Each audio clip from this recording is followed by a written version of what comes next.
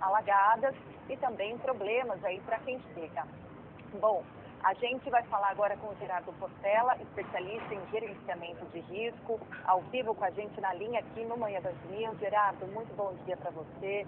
Um dia que começa mais uma vez com uma tragédia que atinge mais uma vez o Rio de Janeiro. A gente já contabilizou aí nessa semana 10 mortos por causa das chuvas.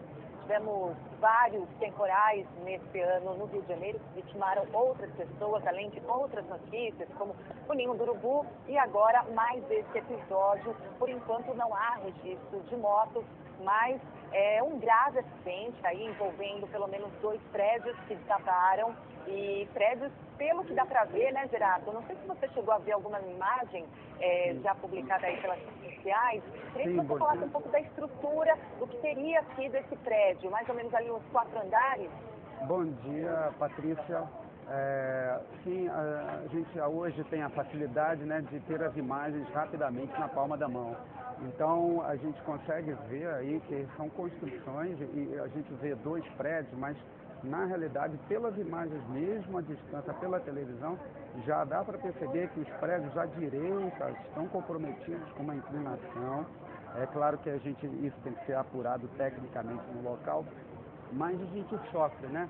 O Rio de Janeiro, o estado do Rio, o Brasil, porque isso acontece também nos outros estados, em São Paulo, que são os frutos amargos do crescimento desordenado, não planejado, sem o respeito, né, ao valor da vida humana, na ânsia de vender terrenos, às vezes que nem tem um proprietário, não está regularizado, enfim, uma sucessão de falhas conduzindo a construções irregulares. E após uma grande chuva como essa, as pessoas pensam que quando a chuva para, resolveu o problema. Não, a água foi acumulada pelo terreno, né? E deveria ter sido acumulada em áreas verdes, mas quando essas áreas são ocupadas por construções, todo o fluxo natural da água fica alterado. E aí, depois de algumas horas, de alguns dias, ainda podemos ter dissabores como esses. Com a Rádio que ouviu um morador ali da região, Gerardo, que falou justamente sobre isso. Ele contou que choveu muito, claro, a região foi uma das mais afetadas pelas chuvas do temporal de segunda-feira, e que atrás desses prédios tem uma grande área de mata, e que houve um desabamento, um barranco caiu ali por trás, que esse barranco teria atingido um dos pilares do prédio, na verdade os pilares de trás. Os pilares da frente nem chegaram a ser atingidos. Queria que você falasse justamente desse impacto, o que isso pode causar numa tragédia como essa que a gente vê aí. Sim, Patrícia, quando a água cai nas chuvas, nos grandes temporais, na nossa área tão tropical, típicos temporais de verão, essa água, ela procura o seu destino natural no terreno. Então, são áreas verdes, a terra, gramados, as florestas. Elas conseguem absorver a água e reter essa água por um tempo, até que ela vá descer pelos seus caminhos naturais, lençol freático, e pequenos riachos, córregos. É assim que deve funcionar. Mas quando há uma invasão não planejada, não respeitando os critérios técnicos de engenharia desses terrenos, a água não consegue ser absorvida e começa a haver aquelas enxurradas, porque o terreno não absorve, tudo asfaltado, ou pedras, ou construção, e aquelas enxurradas saem fazendo destruição. Nesse caso específico, é o acúmulo e que não conseguiu chegar ao seu destino natural. Então, são terrenos que estão saturados de água, e que não é só esse, ou a cidade deve estar repleta de terrenos assim, porque choveu muito em toda a cidade, e num dado momento o terreno não suporta, o terreno não resiste. Se houve uma destruição parcial dos pilares, mas dá para perceber que houve um impacto nos prédios ao redor também, nos laterais. E infelizmente, para construir em áreas como essa, é requerida uma engenharia que não é utilizada por essas pessoas. É feito de qualquer maneira, na base da experiência não técnica, mas na experiência do vai fazendo, método da tentativa, falta orientação e, principalmente, falta respeito à vida humana. por aqueles que ousam fazer coisas desse tipo. São poucas as informações oficiais, porque essa tragédia aconteceu há pouco tempo aí no Rio de Janeiro, logo agora cedo, surpreendendo os moradores da região e todos nós. Agora, o que a gente sabe é que nessa região, criminosos, né, é uma região que é dominada por milícia. Esses criminosos, eles atuam justamente na construção e na venda desses imóveis. É até um tipo de comércio que eles ali na região, enfim, acabam vendendo esses imóveis irregulares. Queria que você falasse mais ou menos como é que esse esquema pode funcionar dessa forma, ou funciona de fato, como a gente vê aí, porque esse não é o único imóvel construído e comercializado dessa forma. Outros vários estão nessa mesma condição aí na região, né? Patrícia, nós sabemos, né, dos problemas que o nosso país tem aí, né, em todas as áreas. Eu me atenho à questão técnica, né, mas não há dúvida de que esse problema ele é maior do que simplesmente o problema aí do Itanhangá, do Rio de Janeiro, do Estado. Ele é um problema do Brasil. Nós estamos passando por essa aflição de ver, enquanto o Brasil tenta progredir, deveria haver sempre uma redução desses bolsões de ocupação irregular, com extrema pobreza ou com construções fora dos padrões técnicos de engenharia. Mas se a gente progride, se é anunciado pelas autoridades que estamos desenvolvendo o país, como pode a cada ano esses bolsões de favelas, de comunidades, cada vez aumentam. Então, se nós progredirmos, deveria reduzir a cada ano. Isso não é uma coisa que se resolve com o governo de uma prefeitura ou de um mandato único de um governo, seja ele de que nível for. Isso precisa de um plano, que é um plano corajoso, que ponha como valor a redução da miséria no país, que possa fazer com que a cada ano se reduza e não se aumente o número de pessoas morando nessas condições, para que tragédias assim não aconteçam. Então, é um plano para que a cada ano, se a gente tivesse um plano para reduzir 10% da quantidade de moradias irregulares, nós chegaríamos em 10 anos a nenhuma. A gente consegue vislumbrar um futuro como esse, de 10 anos para o Brasil sem favelas, sem construções irregulares em encostas, incrustadas nas áreas mais ricas das cidades maiores do país? Nós não conseguimos ver isso. Por quê? Porque não há um plano, não há perspectiva, mas existe técnica. Existe engenharia, e essa sim eu posso falar. Não há necessidade alguma de nós passarmos por isso tudo. Basta dirigir recursos e chamar a engenharia brasileira para resolver essa questão. Existe técnica, é possível construir nas grandes cidades brasileiras. O que é preciso é ter a coragem de desfazer essas ocupações irregulares, como já aconteceu no passado. A região da UERJ, hoje, no Rio de Janeiro, já foi uma grande favela. Ela foi transformada numa universidade. Por que não fazemos isso em outras situações, não só no Rio, mas em todo o país? Ao contrário, a cada ano, nós só vemos crescer, e agora com poderios mais organizados, essas ocupações irregulares. Então, quanto a essa parte, nós dependemos aí de ações em outras esferas. Mas quanto à capacidade para construir moradias dignas, nós já a temos através da engenharia. Ouviu aí também um morador, Gerardo, que contou que além de vários imóveis nessa mesma condição, dificilmente se vê uma equipe da prefeitura, uma equipe de vistoria ali da região, justamente por conta da presença da milícia aí nessa área. Então, é uma realidade muito complicada que o Brasil vive, né, com esse crescimento desordenado, esses imóveis irregulares e a falta de fiscalização também nessas áreas mais perigosas, né? Por isso, Patrícia, eu repito que eu creio que seja uma questão de âmbito maior, de âmbito nacional. É claro que as autoridades da prefeitura, do governo estadual, também têm um papel fundamental nessa questão. Mas o Brasil passa por uma situação em que a cada dia aumenta e se fortalecem essas regiões de construções onde nem sequer o poder público consegue acessar. Então, essa é uma questão muito maior, e a gente está vendo aí o que nos espera ao longo dos anos se não houver uma atitude, uma estratégia, e aí também depende da população, porque é uma ingenuidade achar que vai comprar uma edificação num local como esse, de difícil construção, por um preço muito barato.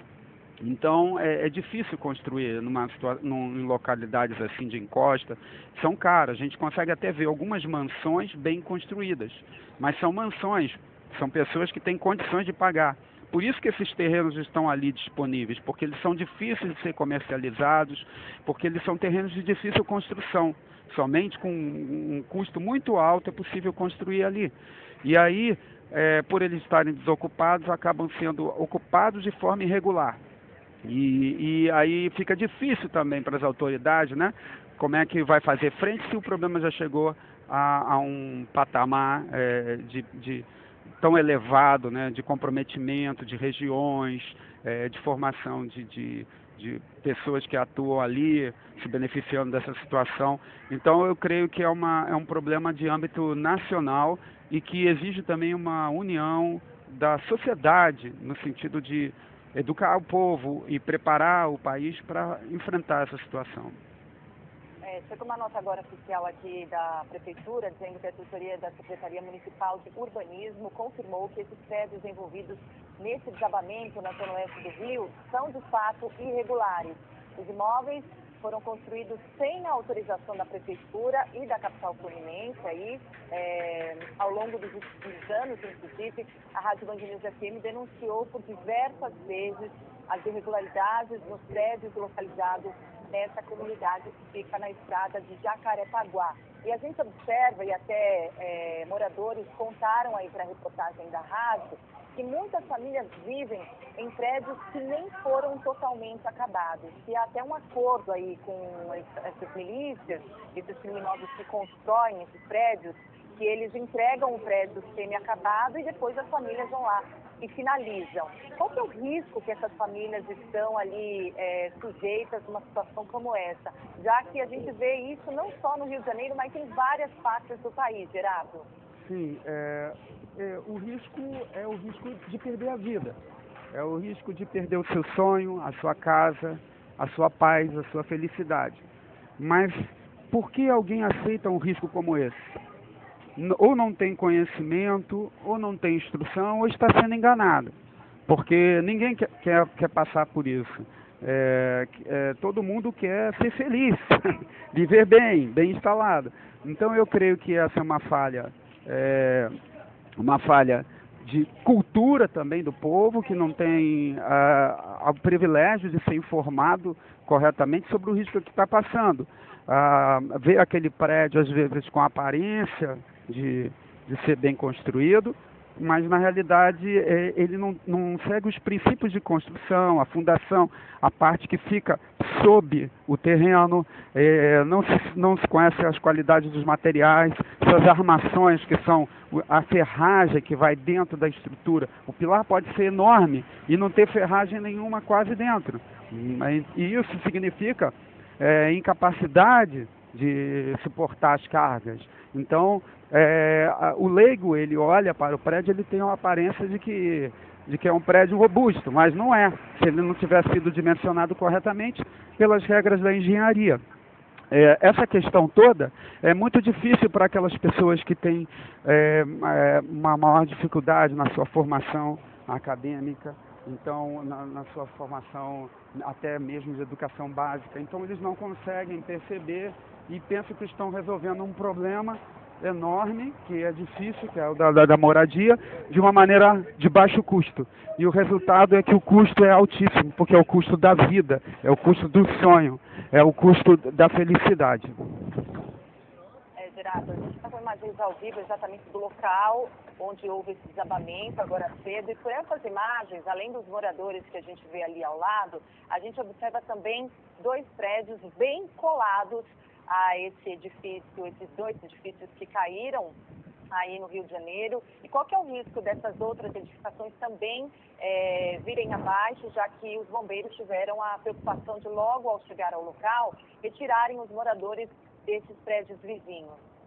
Patrícia, cada edificação dessa precisa ser inspecionada, mas algumas Existem ali 2 prédios à direita das imagens frontais dos prédios que caíram, que parecem demonstrar uma certa inclinação. Então, isso precisa ser apurado. O terreno pode estar com uma quantidade de água acima, pode ter bolsões saturados, né, onde a resistência do terreno tenha sido reduzida, e é uma questão de tempo para isso evoluir. Ou não, porque depende muito da inspeção aí local, mas a possibilidade é real. A queda do primeiro prédio mostra que aí tem sim uma instabilidade do terreno, e obviamente depois de tantas águas, de tanto temporal, essa instabilidade deve estar relacionada sim a um acúmulo de água excessivo no terreno. Então eu creio que as pessoas que moram nessa região deveriam sair de suas casas, não em pânico, não em desespero, mas deveriam aguardar. Isso é uma certa distância de tempo para ver a evolução desse episódio de desmoronamento, porque ele pode ter sim outros episódios. E serve de alerta também para aqueles que moram em outras regiões da cidade, regiões que foram muito atingidas, ali na região, por exemplo, da Niemeyer, outras regiões, até mesmo planas, porque a quantidade de água que caiu no Rio de Janeiro foi algo assim realmente impressionante. Nos últimos 20 anos, uma das maiores chuvas. Então a recomendação é que aqueles que moram em regiões de encosta avaliem, e aqueles que possuem habitações regulares, tudo bem, mas aqueles que não possuem ocupações regulares, elas devem avaliar as condições do terreno local e na dúvida, pare, saia de casa e aguarde.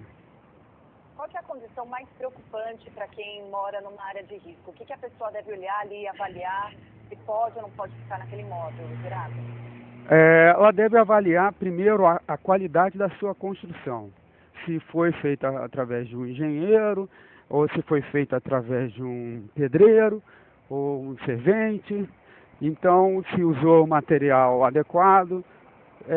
Se ela sabe que não foi feito com o rigor da engenharia, então ela deve temer, mas não deve se desesperar. Ela deve observar no seu redor se há movimentação de terra, se vegetação, né, árvores e vegetação na região está começando a ter alterações, raízes aparecendo, e na dúvida, se houver alguma encosta próxima, as pessoas devem sair, aguardar até que um certo período passe, para que tenha certeza de que aquilo já se estabilizou, aquele terreno. Mas é claro, alguém pode falar, isso é uma coisa difícil, vou ficar vários dias fora de casa. É o preço que se paga por construir de forma irregular. Porque no caso daqueles que constroem de forma regular, é fácil. Basta observar as rachaduras, se tem alguma normalidade no terreno, mas dificilmente vai haver um problema sem um aviso da própria estrutura ou da região. Então, esse é o preço que se paga por quem opta por morar em construções irregulares em áreas de encostas após uma situação de chuva tão forte como essa. A nossa reportagem já diz aí que moradores de outros prédios começam a ouvir estalos. É o primeiro sinal, Gerardo? O que um estalo aí num prédio pode significar? O que está acontecendo naquele momento para acontecer, de fato, o estalo que pode ser um aviso aos moradores, né? O que ocorre é que depois do desmoronamento, os próprios entulhos, eles ainda podem ter movimentos retardados, né, em relação à queda inicial. Então você pode ter ali algum movimento. Mas, de qualquer forma, qualquer ruído estranho não é um indício inicial, já é sinal de um colapso. Então, infelizmente, essas pessoas não deveriam estar ali ouvindo isso. Elas já deveriam ter se retirado e aguardar isso à distância. Eu creio que toda aquela região ali já deveria estar, pelo menos ali ao redor daqueles prédios que caíram, né? Deveria estar sendo removida, né? As pessoas deveriam ter sido evacuadas para aguardar a evolução da avaliação da Defesa Civil. A gente tem uma nota aqui do Corpo de Bombeiros que confirma a partir de agora, em nota oficial, 2 mortos nesse desabamento e outros 2 feridos também nessa tragédia, no desabamento desses 2 prédios que aconteceu nessa manhã na comunidade Muzema, zona oeste do Rio de Janeiro. A gente tem essas imagens ao vivo direto do local e os militares, os bombeiros, as equipes que trabalham por vítimas aí entre os escombros. Gerardo, há chance sim de encontrar outras vítimas, né? Há inclusive mais chance do que se fosse um desabamento de terra, né? Porque bolsões podem se formar ali. Como é que é um socorro numa área em que desabou dessa forma? Nesse momento, a prioridade é salvar vidas. Então, todas as forças aí, a força do Corpo de Bombeiros e da Defesa Civil, devem se voltar para tentar resgatar alguém com vida. É possível que tenha alguém com vida, de alguma forma, aprisionado aí entre os escombros, aguardando um socorro. Então, o momento agora é de buscar essas pessoas, mas mesmo assim, até para as forças militares dos bombeiros atuarem, é preciso ter condições mínimas, porque o resgatista, ele está disposto a arriscar a sua vida em prol do resgate de outras vidas, mas não é esperado que ele seja mais uma vítima. É esperado que ele não é esperado que ele aumente o número de vítimas. Então o Corpo de Bombeiros precisa avaliar bem a situação, se é possível tentar fazer o resgate. E, com certeza, por algum dos lados, eles vão conseguir entrar e vão começar a fazer as buscas tentando salvar alguma vida que possa estar agora esperando aí esse esforço dos militares e profissionais da área de resgate. Quais podem ser as maiores dificuldades que os bombeiros podem enfrentar numa situação como essa, com as características desse tipo de desabamento e até com risco de outros imóveis? Eles trabalham em 2 frentes, monitorando os prédios ao lado e nesse desabamento, enfim, atrás de vítimas. Como é que funciona num momento como esse, hein, Gerardo? Bom, o cenário de catástrofe, ele é um cenário difícil de ser gerenciado, mas existem protocolos e técnicas para isso. Então eles têm lá toda a sua organização, o Corpo de Bombeiros do Rio, tanto da parte de saúde quanto os resgatistas, e a prioridade é, primeiramente, retirar as pessoas que estão nos imóveis ao redor e depois fazer uma aproximação, criar uma estratégia para tentar encontrar, através de um caminho seguro, um meio de se aproximar e verificar se há ainda alguém, chance de alguém com vida ser resgatado. É claro que tem que se observar também que nessas regiões, dentro dos imóveis, podem ter botijões de gás, podem ter inflamáveis. Então, tudo isso, o Corpo de Bombeiros sabe lidar com essa situação e vai fazendo a abordagem do cenário passo a passo, de forma segura, para, como eu falei, que os resgatistas não venham a se tornar mais vítimas, agravando ainda mais o acidente, que já é péssimo. Você consegue ver essas nossas imagens, né? A gente, inclusive, está com uma imagem ao vivo aí da comunidade, bem de frente para esse prédio que desabou. Na verdade, seriam 2 prédios, né? Um colado no outro, e os 2 caíram mais ou menos da mesma forma. Olhando a forma com que eles caíram,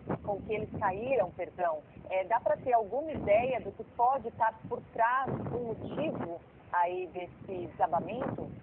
Patrícia, realmente eu não tive imagens ainda, até porque ainda não foram obtidas imagens assim bem próximas, mas eu acho que não é muito difícil para o pessoal técnico especializado perceber aí a irregularidade técnica dessa construção em encosta, dada a própria região. E se nós observarmos, às vezes até tem algumas construções que parece que estão até fora de esquadro, ou seja, desalinhadas nos seus ângulos. Então, para mim, isso aí é fruto de uma construção irregular em terreno de difícil construção. Então, faltou técnica e faltou conhecimento de quem aceitou o risco de morar nesse local. Quer dizer, numa área como essa, pode ser que nenhuma construção segura, de fato, pela sua própria construção, a estrutura que se levante, poderia acontecer numa área ali perto de uma mata. Tem exatamente essa divisão, justamente pela área em que se encontra ali o terreno?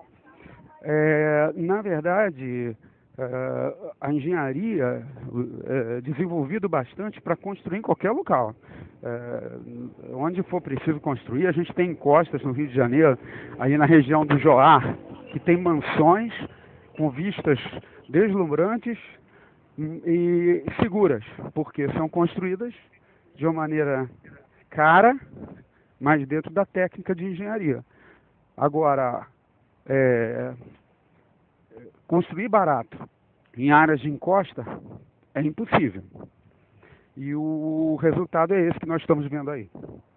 Para quem mora numa área de risco e que está em uma construção irregular, essa construção ela fica condenada mesmo pelos riscos que oferece, ou é possível reforçar uma construção que foi, no primeiro momento, construída de forma irregular? Como é que se faz esse processo para, de repente, reforçar a estrutura de uma casa que não foi construída, no primeiro momento, de forma adequada?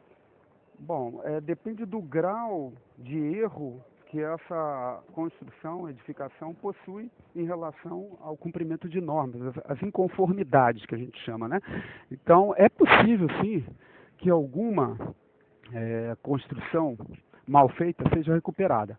Mas eu não sei se vale a pena, porque geralmente o custo para recuperar é mais caro do que jogar no chão e construir uma nova. Então, mais uma vez, fica claro que o importante é priorizar a segurança antes do problema acontecer, porque depois o custo fica muito maior. Ok, muito obrigada pela sua entrevista, Gerardo Portela, engenheiro, também doutor em gerenciamento de riscos e segurança pelo Departamento de Engenharia Naval da Universidade Federal do Rio de Janeiro, trazendo detalhes e nos ajudando a entender melhor mais essa tragédia que atinge o Rio de Janeiro na manhã desta